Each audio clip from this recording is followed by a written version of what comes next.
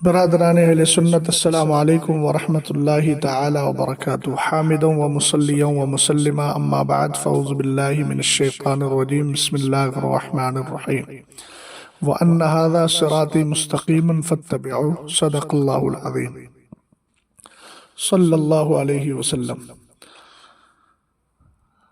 نام نہاد مبلغ، علم اور معرفت سے کورا اور عقلی گھوڑے دوڑانے والا مرزا پیغمبر، جو آئے دن اہل سنت والجماعت اور بزرگان دین کے خلاف بے بنیاد اور بے تحقیق گفتگو کرتا رہتا ہے، اس کی ایک کلپ سننے کا اتفاق ہوا، جس میں کوئی سوال کرنے والا یہ پوچھ رہا ہے کہ آپ پہلے بریلوی تھے اور اس کے بعد اب آپ کون ہیں؟ اور جب آپ بریلوی تھے تو دیابنا وہابیہ کے پیچھے آپ نماز نہیں پڑھتے تھے۔ تو اس پر کہتا ہے کہ ہاں، میں نماز نہیں پڑھتا تھا، لیکن اب میں ایک سمپل مسلمان ہوں، یعنی اب میں ہر ایک کے پیچھے نماز پڑھ لیتا ہوں، جس کا سیدھا سا مطلب یہ ہوا۔ جبکہ مرزا پیغمبر کو یہ معلوم ہونا چاہیے کہ بدعتی کے پیچھے نماز تو درکنار، اس کو سلام کرنا بھی قطعاً جائز نہیں ہے۔ سرور کائنات صلی اللہ تعالی علیہ وسلم نے خود ارشاد فرمایا، اذا رأیتم صاحب بدعت فاقفروا فی وجہہ فإن اللہ تعالی یبغض کل مبتدع۔ سرور کائنات صلی اللہ تعالی علیہ وسلم ارشاد فرماتے ہیں، جب تم کسی بدعتی کو دیکھو تو اس کے ساتھ ترش روئی سے پیش آؤ، چونکہ اللہ تعالیٰ ہر طرح کے بدعتی کو ناپسند فرماتا ہے۔ اور نماز پڑھنے کا مسئلہ تو سرور کائنات صلی اللہ تعالیٰ علیہ وسلم ارشاد فرماتے ہیں، لا يقبل اللہ لصاحب البدعۃ صلاة ولا صوما ولا صدقة ولا حجا ولا عمرة ولا جہادا فی سبیل اللہ ولا صرفا ولا عدلا، کہ اللہ تعالیٰ کسی بدعتی کی نہ تو نماز قبول کرتا ہے، نہ روزہ، نہ حج، نہ عمرہ، نہ صدقہ، نہ جہاد، نہ نفل، نہ فرض نماز، اور وہ اسلام سے یخرج من الاسلام کما تخرج الشعرۃ من العجین، وہ اسلام سے ایسے نکل جاتا ہے جیسے کہ بال آٹے سے نکل جایا کرتا ہے۔ تو ظاہر سی بات ہے کہ جو خود اسلام میں داخل نہیں، اس کے پیچھے نماز ہماری کیسے درست ہوگی؟ اس حدیث پاک اور اس جیسے اور بھی اصول اور ضوابط کی بنیاد پر اہل سنت والجماعت، جن کو مسلک اعلیٰ حضرت کا ماننے والا کہا جاتا ہے، الحمدللہ وہ ان ساری چیزوں سے محفوظ رہتے ہیں۔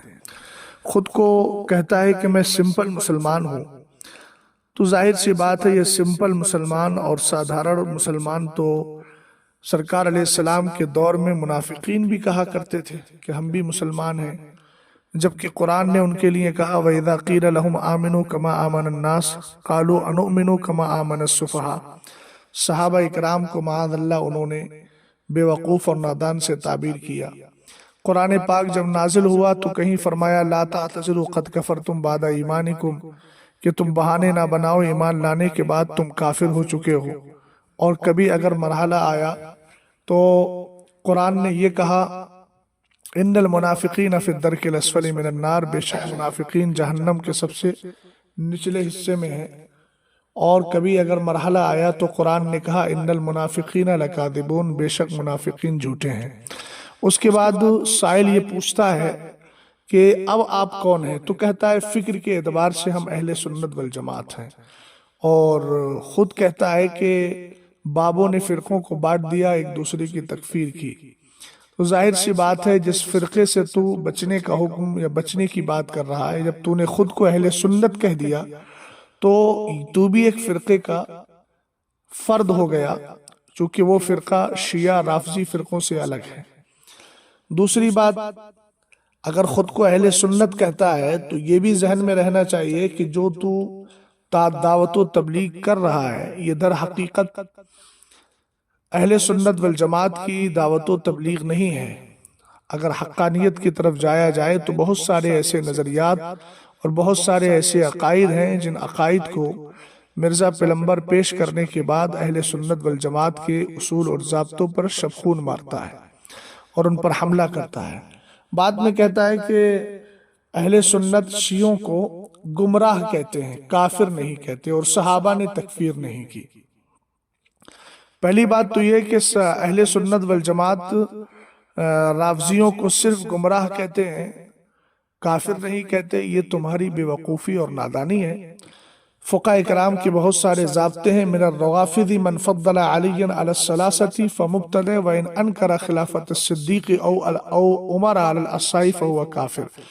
فرمایا رافضیوں میں جو حضرت مولا کائنات کو خلفائے ثلاثہ پر افضلیت دیتا ہے وہ گمراہ ہے، اور جو خلافت ابو بکر و عمر کا انکار کرتا ہے وہ کافر ہے.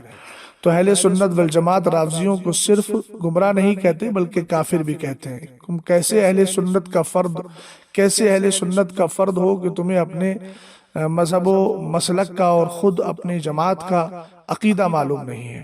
دوسری بات یہ ہے کہ صحابہ نے تکفیر نہیں کی، تو بتاؤ سرکار علیہ السلام کے بعد سیدنا ابو بکر صدیق اکبر رضی اللہ تعالی عنہ نے مانعین زکوٰۃ کے ساتھ جو آپ نے جہاد فرمایا تھا، یہ جہاد کرنے کی وجہ کیا تھی؟ آخر یہ جہاد کیوں کیا گیا تھا؟ چونکہ آپ خود فرماتے ہیں جس نے نماز کو فرض مانا اور زکوٰۃ کی فرضیت کا انکار کیا تو آپ فرماتے ہیں میں اس کے ساتھ جہاد کروں گا، اس لیے کہ جس طرح منکر نماز یہ کافر ہے اسی طرح منکر زکوٰۃ بھی کافر ہے. اللہ تعالیٰ ان جیسے فرقہ باطلہ کو پرموٹ کرنے والے اور نئی فکر اور نئی بات جو اسلام سے اور حقانیت سے کچھ تعلق نہیں رکھتی، ایسی بات کو عام کرنے والے مرزا پیغمبر ہوں یا دوسرے مبلغین، نام نہاد مبلغین ہوں، اللہ ان سب سے اہل سنت والجماعت کو محفوظ فرمائے. السلام علیکم ورحمۃ. آپ کی ہاسٹل کی مسجد کے امام دیوبندی تھے اور آپ اس وقت آپ کا زور تھا کہ اس وقت میں بریلوی تھا، اس لیے ان کی امامت میں نماز پڑھنا آپ نے گوارا نہیں کیا. اس وقت آپ بریلوی تھے، آج آپ کیا ہیں؟ آج سمپل مسلم. اور یہ سلوگن میرے نبی سا ہے ہی کوئی نہیں، تیرے بابے تھے شاہی کوئی نہیں. اس میں وہ سارے بابے داخل ہیں جنہوں نے رسول اللہ کے نام کے اوپر دین کو فرقوں میں بانٹا اور ایک دوسرے کو کافر ڈکلیئر کیا، اور وہ بابے جو رسول اللہ کے ساتھ وفاداری کر گئے، یعنی کہ یہ امام بخاری، امام مسلم، یہ باقی لوگ، یہ ہمارے بزرگ ہیں اور ان کے قدموں کی خاک ہماری آنکھوں کا سرما. آپ کا کسی فرقے سے کوئی تعلق نہیں؟ ہاں، فکر کے اعتبار سے ہم اپنے آپ کو اہل سنت کہتے ہیں. فکر کے اعتبار فرقہ یہ ہے کہ اہل سنت جو فرقہ ہے وہ اہل تشیع کو گمراہ اور جہنمی سمجھتا ہے. اہل سنت فکر یہ ہے کہ وہ قرآن و سنت اور اجماع امت کو اتھارٹی مانتے ہوئے اہل بیت اور صحابہ کے فہم کے مطابق اپنے دینی معاملات کو لے کے چلتے ہیں، لیکن کسی کی تکفیر نہیں کرتے، صرف ان کی گمراہی ان پر واضح کرتے ہیں. اور یہ ایک ایسی تقسیم ہے جو 61 ہجری میں رسول اللہ کی وفات کے 50 سال بعد ہوگی، یہ میں نے نہیں کروائی.